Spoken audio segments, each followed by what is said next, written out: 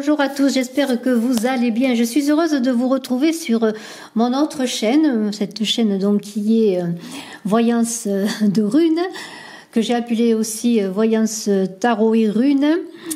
Voilà, en fait je lui donne plusieurs noms. Pourquoi? Parce que bon, j'allie à Saga de runes voyance, donc les tarots, les runes. Alors ainsi, Saga de runes est devenue Saga voyance tarot et runes. Voilà, c'est un peu une petite mise au point. Sachant que j'ai une autre chaîne pour la voyance, où je travaille avec les tarots, les oracles, qui s'appelle Image de l'âme, que je vous invite à aller voir également et à vous abonner. Alors bien sûr, je vous invite à vous abonner sur Saga Voyance Tarot et Runes. J'ai besoin de vous pour pouvoir continuer. Et je profite pour relancer un petit peu cette chaîne que j'ai un peu laissée pour X raisons, des contretemps et puis beaucoup d'obligations à côté, pour ce solstice d'hiver, ce 21 décembre, le retour à la lumière, donc qui a une grande conjonction Jupiter-Saturne en 0 degré de Verseau. Et je vous invite aussi à ce sujet à aller voir sur Image de l'âme les vidéos que j'ai faites pour ce 21 décembre, les vidéos de ce jour 21 décembre, mais aussi des vidéos pour les signes astrologiques, pour chaque signe astrologique pour la semaine du 21 décembre. Alors, un tirage vraiment puissant pour ce solstice d'hiver du 21 décembre 2020 qui va se décliner dans une certaine partition qui se mêle dans la puissance et la douceur.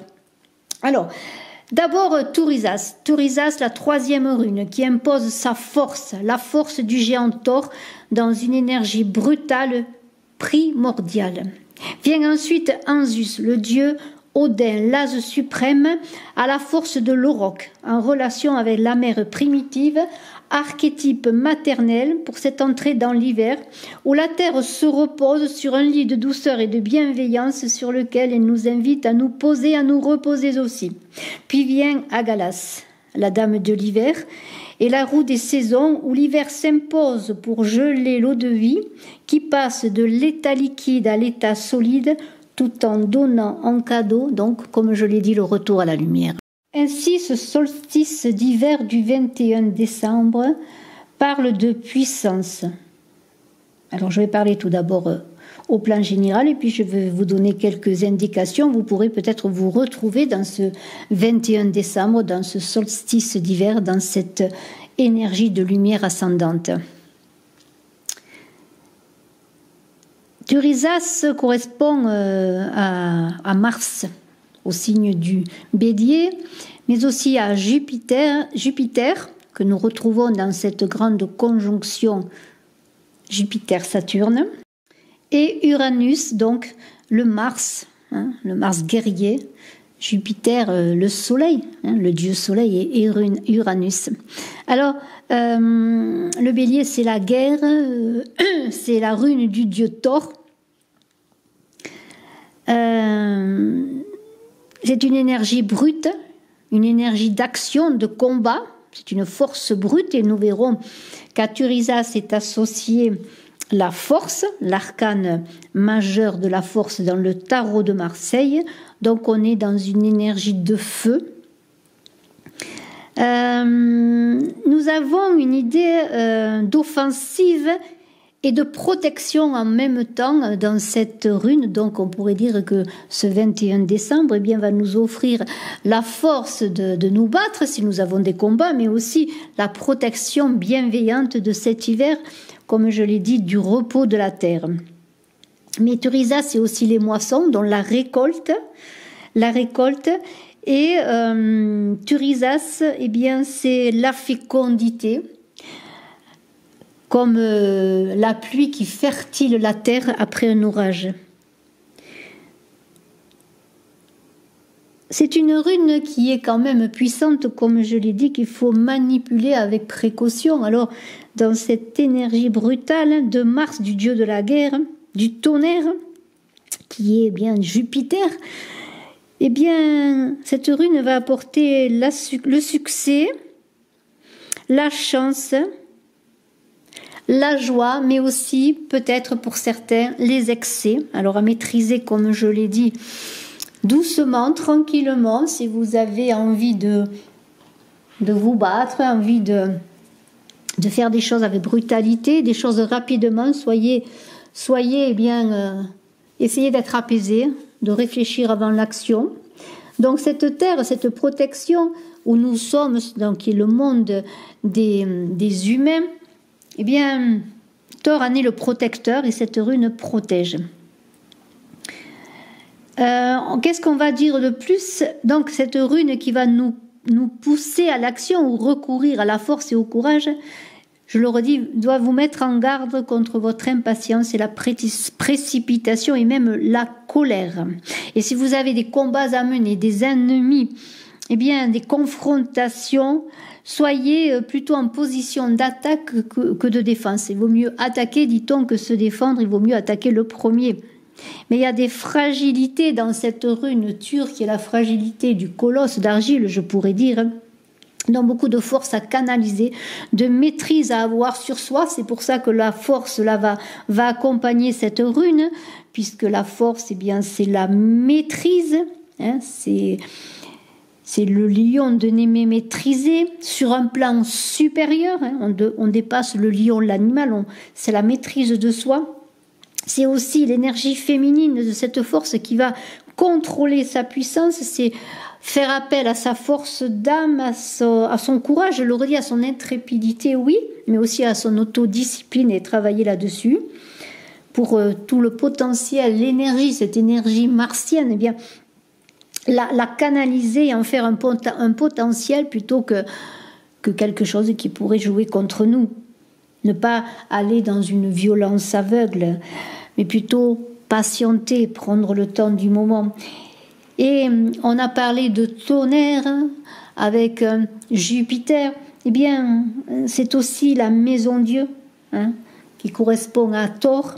La maison Dieu, c'est la foudre qui tombe, qui arrive rapidement sur soi, c'est-à-dire c'est la lame d'Uranus, c'est-à-dire que c'est des événements brutaux, des ruptures de vie, des événements soudains qui foudroient, auxquels on ne s'attend toujours pas puisqu'ils sont soudains, comme le marteau de Thor quand il frappe. Mais c'est aussi la maison Dieu, une libération, comme on pourrait voir une prison et puis la foudre qui s'abat, qui épargne les occupants mais qui fait tomber les murs, voyez. C'est une lame libératoire aussi que cette maison Dieu, qui représente la prise de conscience, les mutations que nous vivons, comme les saisons qui passent et comme maintenant cette entrée dans l'hiver, après l'automne où la terre doucement s'est posée, où les feuilles sont tombées, où les plantes ont eu la sève qui est descendue pour travailler dans la terre, pour reprendre de l'énergie, pour ensuite eh bien, trouver la lumière avec le solstice d'hiver, donc l'élévation, la lumière qui commence à repartir. Eh bien, dans ces mutations intérieures, dans ces prises de conscience, eh bien, ce sont souvent des événements imprévisibles et on a le diable qui arrive, le diable qui s'annonce. Bien, le diable, c'est encore un peu comme la force, la maîtrise des énergies. Le diable n'est pas négatif, il vous invite à vous poser, à faire les bons choix. Les choix en conscience, les choix aussi par rapport à vous, aussi par rapport aux autres, par rapport aux situations externes. Le diable, bien, c'est les excès, bien sûr, si on va dans les excès, dans tout ce qui est dans l'énergie, la libido, l'énergie sacrée, l'énergie brutale, un peu comme Thor, mais aussi le diable nous invite à retravailler nos transformations, à nous élever, à dépasser la matière, même si nous sommes incarnés, à trouver un équilibre entre la matière et peut-être l'invisible, l'indicible, et à agir en accord avec vraiment, non pas nos illusions, nos fantasmes, notre folie, hein, mais qui n'est pas toujours douce d'ailleurs, hein, on dit des fois douce folie, mais c'est pas toujours doux, et travailler vraiment sur notre apaisement intérieur. Et je crois que c'est cela que va nous apporter ce solstice d'hiver avec cette rune Thor. Tout d'abord, si bien se poser comme la terre se repose pour puiser dans la terre, justement, cette terre féconde et fertile, une énergie qui nous servira ensuite. J'ai parlé d'énergie, j'ai parlé de la terre, j'ai parlé du féminin. Eh bien, Urus, c'est la rune primitive féminine reliée à la terre et à l'eau. On est dans la vache, l'allaitement de l'enfance, l'alimentation. On pourrait dire que peut-être Urus, c'est un nouveau départ avec ce solstice d'hiver. On a maîtrisé un peu cette folie, cette énergie débordante, et on est plus dans la force du féminin, dans l'accueil, alors l'allaitement de l'enfance, l'alimentation, j'en reviens à la terre qui nourrit, qui nous accueille comme les bras de la mère. Et on est attiré plus spécialement peut-être avec cette rune sur les problèmes d'alimentation, de régime, de diététique, de nourriture. Alors si vous avez des problèmes là-dessus à gérer, bien peut-être travailler là-dessus. C'est une rune féminine qui est très puissante également, qui est résistante, comme les femmes le sont souvent, et persévérante. Peut-être parce que la femme donne la vie, elle sait le temps qu'il faut, elle sait le temps qu'il faudra encore pour accueillir l'enfant, pour le protéger, pour l'amener à s'élever. Donc on est avec Urus dans une force et une énergie brute des origines, de la création, de cette création de l'enfant, j'en reviens à la création, mais aussi on est dans l'amour, le plaisir, la fertilité. Alors peut-être y a-t-il des enfants qui vont naître, des enfants qui vont se mettre en route dans cette journée, ce 21 décembre, des rapprochements magnifiques. En tout cas, c'est la mère, c'est la protectrice de l'amour, mais c'est aussi la vache Hathor, cette vache d'Urus, c'est la maîtresse du destin. Alors peut-on parler de destin en ce 21 décembre avec Urus qui va nous apporter l'abondance si nous maîtrisons nos énergies, bien sûr, si nous travaillons dans le repos avant l'effort, si nous nous préparons. Mais aussi, Urus n'est pas que cela. On est dans l'idée de connaissance à la source. Et là, c'est là que s'élève, avec ce 21 décembre, une énergie magnifique comme un éveil spirituel, puisque nous entrons avec cette grande conjonction Jupiter-Saturne en 0 degré Verseau, dans une transition vers l'ère du Verseau, avec ce 0 degré qui est un potentiel illimité, des potentiels illimités, je dirais. On va remonter le temps, donc du passé vers l'avenir avec Urus, faire appel à notre psychisme, à notre clairvoyance, notre intuition, notre état médiumnique que nous possédons tous, pour peut-être nous relier au passé. Alors le passé, est-ce tort, cette énergie forte, brutale, pour aller plus dans la douceur, dans le foyer, qui est représenté aussi par le féminin, pour aller un peu nous tourner vers notre enfance, vers notre lignée, notre ascendance, pour aller peut-être après ensuite vers la descendance, mais on est à plonger un peu dans aussi l'idée pour certaines de vie antérieure, d'ancêtres, de généalogie, peut-être pour savoir d'où nous venons, pour aller vers l'autre devenir et devenir acteur de notre vie. Alors il faudra ne pas manquer d'ancrage, j'en ai parlé, de ne pas être dans les illusions avec le diable et Thor notamment, ne pas fuir la réalité, ne pas fuir dans le réel, confronter les choses en se préparant, peut-être dans la douceur, comme la terre nous accueille dans la douceur, comme cette saison de l'hiver va nous faire entrer dans un repos bien mérité aussi pour certains, d'autant plus que c'est la fin de l'année, une année difficile 2020. Peut-être que nous allons trouver grâce à Urus peut-être un pont pour nous relier entre le passé, le présent et le futur et trouver le juste équilibre.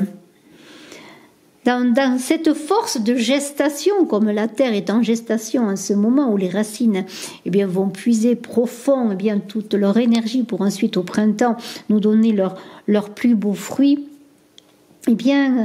on est dans la sagesse d'Urus, dans l'intuition, une intuition bien canalisée qui va être mise et qui doit être mise au service de tous, afin de libérer tout notre potentiel, tout votre potentiel pour ensuite récolter, comme on peut récolter avec un panier des fleurs, récolter les heureux présages, récolter l'abondance, que ce soit au plan personnel comme au plan professionnel ou tout autre plan de votre vie. Mais là, la confiance en soi doit être justifiée. C'est pour ça qu'il y a un grand travail de repos, de canalisation d'énergie, de connaissance et de clairvoyance. Alors surtout, ne pas rester passif. On ne vous demande pas de ne rien faire, même si la terre se repose en hiver, non. Mais agissez, on l'a dit, dans le courage et non dans la précipitation, dans l'action, pas à pas. Et s'il y a des difficultés, des restrictions, des tracas au quotidien, ils seront passagers, parce que cela ne vous empêchera pas d'avancer quand même si on met dans votre chemin, au plan personnel ou au plan professionnel, des petits cailloux là sur lesquels vous pourriez vous blesser les pieds. On est relié avec la papesse, la connaissance de la papesse, cet arcane deuxième du tarot de Marseille, qui tient le livre sacré de la connaissance. Et là, c'est encore une prise de conscience, où on vous dit: que caches-tu? Qu'enseignes-tu?